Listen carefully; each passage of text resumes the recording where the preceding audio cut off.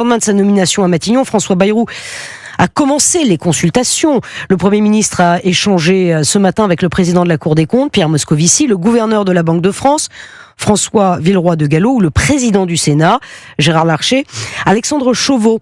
L'objectif de ces rencontres, c'est évidemment de prendre connaissance dans le détail de la situation politique et financière de la France avant d'agir, c'est ça ? Il avait promis, à peine nommé, un gouvernement compact dominé par des personnalités d'expérience. François Bayrou veut aller vite, d'où ses échanges avec les présidents de chaque chambre ainsi que les principaux représentants d'institutions financières.